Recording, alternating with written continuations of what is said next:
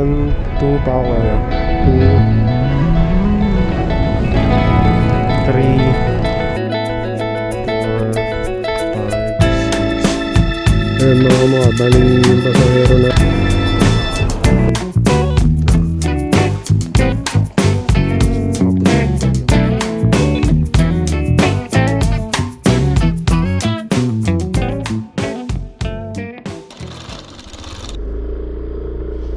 Yo, what's up mga kamukha, kamusta? Another day, another joyride. Pasada tayo ngayon. Kamusta kayo? Mag-iingat tayo palagi sa mga biyahe natin, lalo na sa gabi. Hindi na safe. Ako na magsasabi, hindi na safe bumiyahe sa gabi. Ayan, biyahe tayo ng joyride ngayon at meron na tayong pasahero. Tanghali na naman tayo mga kamukha. Bali 10:30 10:30 AM na, mag-alas 11 ulit. Parang nung kahapon lang to, parang nung isang araw lang na biyahe ko, palaging tanghali na ako nakakabiyahe. Ngayon naman kasi, ang dahilan ko naman is sinamahan ko si Tita Ruru sa Animal Bite kasi nagpa-vaccine siya ng anti-rabies. Kasi ayun, kinis niya yung aso namin, Shih Tzu, sumabit yung ngipin sa may ganyang nunal. Dumugo yung nunal niya. At ayun, nakagat siya. At naka second dose naman na siya ngayon ng vaccine niya, anti-rabies. At hopefully okay naman, di naman siya nilagnat. At naturuan din siya ng anti-tetano. Ang maganda ron kasi vaccinated na siya. If ever na booster na lang. Kasi syempre sa mga pet owners and may hilig sa mga pet, kailangan talaga vaccinated din talaga for safety in case na makagat ganun. So wala ka masyadong iisipin dahil vaccinated ka. Pati yung dog mo vaccinated din. Ayun lang. Tara, pick upin na natin yung ating unang pasahero. Medyo papunta tayo ng Quezon City, medyo mababa yung pamasahe pero ayos lang. Ang mahalaga is makakuha tayo ng first trip dito. Joyride?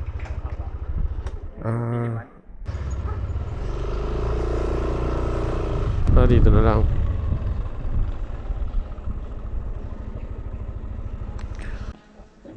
Wait na. Time, pa ako mo. 69. 780. Wait lang. Ayan mga kamukha, nababa na nga pala natin yung pasahero natin dito sa may FEU Diliman, San Mateo to FEU Diliman, Quezon City. Pamasahin niya doon is 167. Tapos ayun, sakto lang yung binayad niya kasi mga student. Usually nga madalas may mga discount pa sila. May mga promo sila for student discount.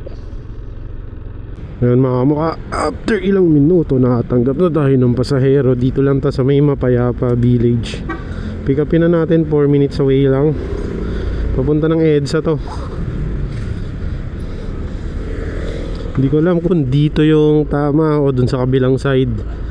Sana tama ako, tama tayo. Ayun, MRT.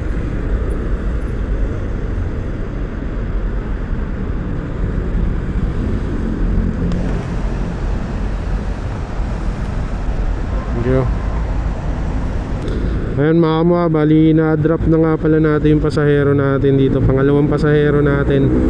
Mula yun dun sa FEU Diliman hanggang dito sa may EDSA southbound sa may papuntang SM North. Grabe, talo tayo sa biyahe na yun mga kamukha. 100, magkano yun? 104 yata. Parang ganun yung pamasahe nun. 100 something. Check natin. Ayun, 104 pesos lang yun mga mukha. Pero umikot pa ako ng North Ave, Quezon Ave. Tapos dahil nang inikot ko para makarating dito sa southbound ng pwede naman siyang bumaba dun sa northbound Tinanong ko kasi siya sabi niya southbound daw So pag dito kasi southbound, require dito mag U-turn or ikot talaga dun sa Quezon, dyan sa Bisaya. Sabi nyo talo tayo sa biyahe na mga kamukha. Grabe, laklak ng gasolina tayo doon. 104 lang yung pamasahe. Pero okay lang naman. Part talaga ng pag MC taxi yung may talo, may panalo. Minsan kasi hindi laging panalo. May mga time talaga na medyo maalat din eh. Maalat din talaga minsan eh. May mga time naman na buenas din. So ups and down. Hindi tayo dito fix. Diskarte lang din. Tinesting ko kausapin yung pasahero kung papayag siya dito sa northbound. Southbound yung sinasabi niya. Wala nang magagawa doon. Ang difference lang naman, akit lang naman siya ng hagdan. Kahit saan siya, north or south siya umakyat, it's the same. Pag akyat mo dyan, isang ticketing booth lang naman ang pupuntahan mo. Diba? Minsan talaga yung mga pasahero, hindi rin, alam mo yun, alat. Wala lang, share ko lang. Sana ibang pasahero naisip din nila, paano kung na-traffic kami sa pag-ikot doon, di na late pa siya sa trabaho or imbis na diyan ko lang sa kabila, hindi ko na kailangan mag-iikot ng malayo. Ay nako, minsan kasi I'm trying to yung make it short yung biyahe para na rin sa amin both side, para mabilis din siya makarating, hindi siya malate. At para sa akin, makatipid din ako sa gasolina imbis na nag-iikot ako ng malayo. Ayun lang. Ayan mga nakatanggap na tayo ng pasahero. Sige po, May. Sige po.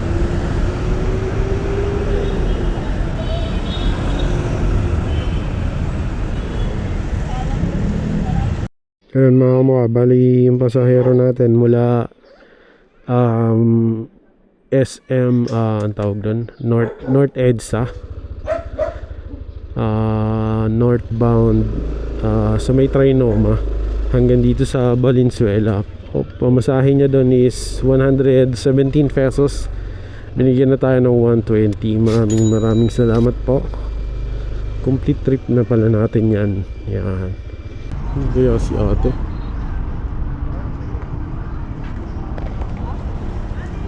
Seska. Hi, Albert! Op. Parang tahilan. Papasok ko, ma'am? Kahit dito na lang. Dito.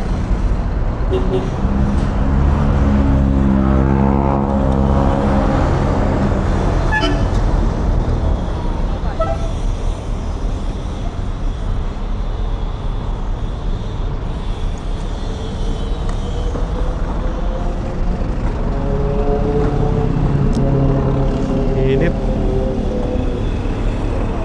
Ay, sukli ka pati. Hindi na talaga sila kumuha ng sukli.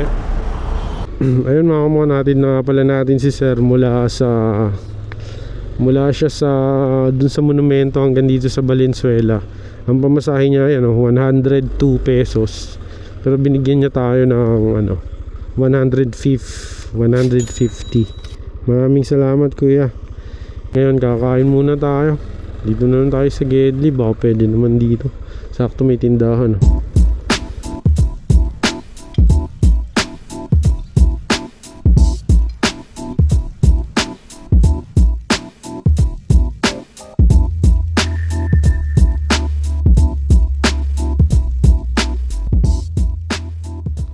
Ayun mga kamukha, bali isang oras na tayo dito sa Valenzuela. Wala pa rin tayong natatanggap na pasahero mga kamukha.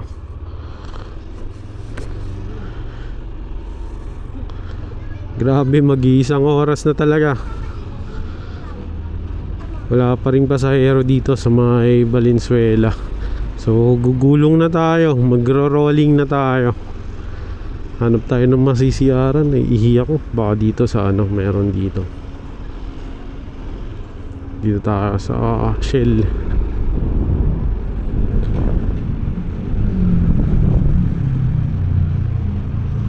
May select pala sila dito.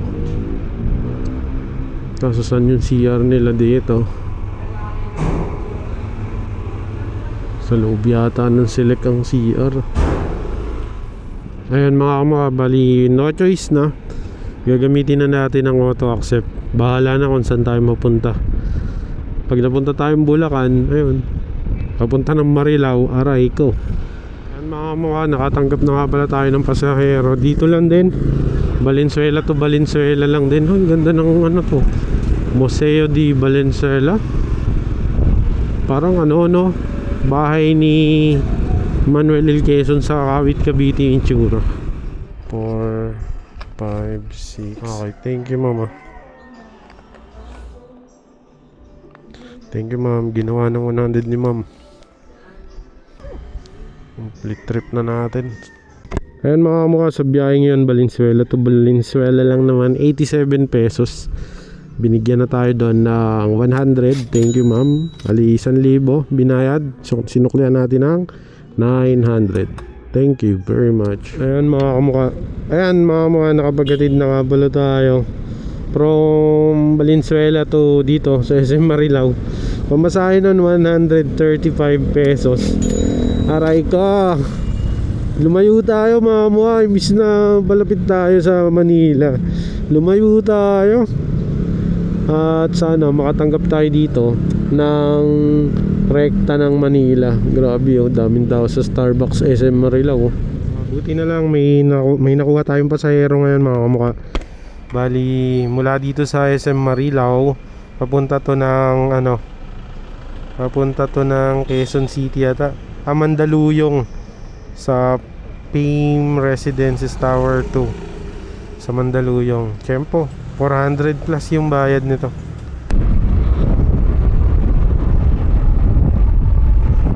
Tower 2. Ito. Kaya nga, site na ng likod ko.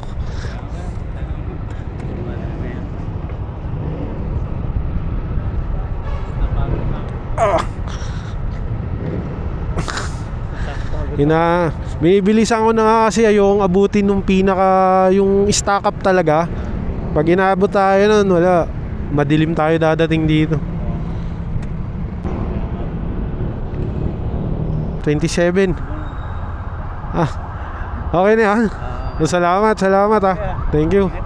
Ingat. 423 yung pamasahe ni kuya doon. Tapos binigyan tayo ng 450. Example scenario lang mga mukha. Dito bababa na kayo. Ito, kakadating nyo lang sa drop off. Tapos ngayon, syempre pag naramdaman mong dito siya sa kaliwa bababa, bumaba ka na agad sa kanan. Tapos pag naramdaman mong bababa siya sa kanan, bumaba ka agad na mabilis dito sa kaliwa. Tapos ako, nire-reasoning ko, kunyari ang sakit ng balakang ko, tapos magi-stretching ako. Mahirap na, di ba? Self-defense tayo. Ngayon, kung gusto ka niyang sungkitin, dahil nasa kabilang side siya,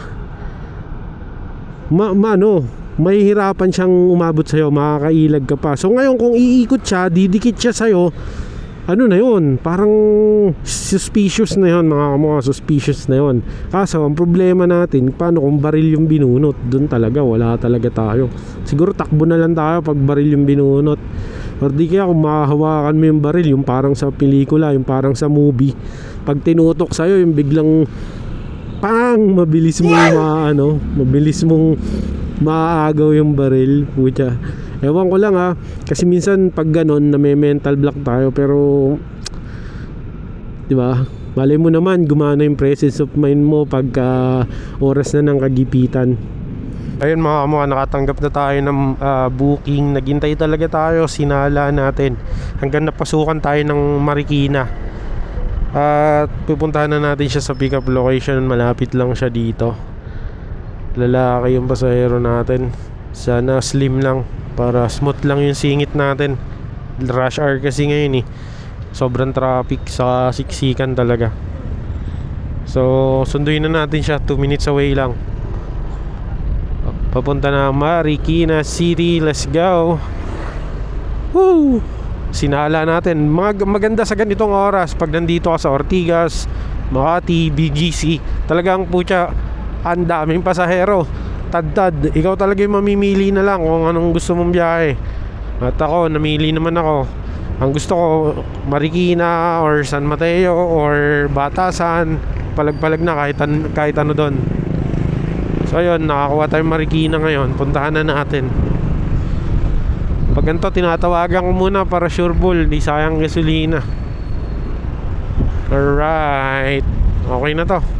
Pwede na tayong umuwi after ng biyaheng to. Kasi sa tindi ng traffic ngayon, rush hour, mga dalawang pasahero ng ganitong oras, abutin nga na ng 10-11 sa sobrang traffic talaga.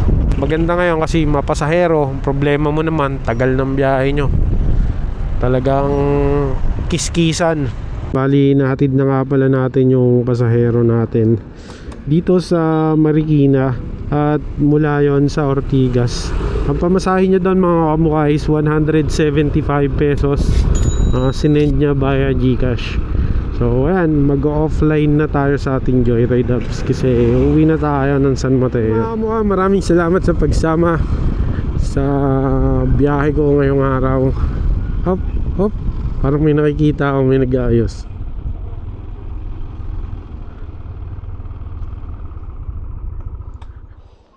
Sa taas ako lagi dumadaan. Oh, maliwanag naman pero wag kang paggabing-gabi na, wag ka dadaan doon. Nagraratrat naman ako. Oh, yabang. Yabang mo Nagraratrat. Tigilan mo yan Tigilan mo. Tigilan mo yan. San mo nakukuha yung mga salitang nagraratrat? Kasi Anong nagraratrat? binibilisan ko lang. Siyempre. Pero wag ka nang dumaan doon. Ba't doon ka dumadaan gabi na? Sabi ko sa'yo, wag kang dadaan ng gabi doon kasi... Mabilis doon. Pero napansin ko may outpost na doon sa intersection yung pulis. May pulis na doon sa kanto. Lagi naman may pulis doon. Dati wala yun. Sobrang dilim doon. Ngayon nga meron na. May dalawa doon na naka-duty. Tapos ikaw nagraratrat ka? Oo. Iba ka, Tita Ruru.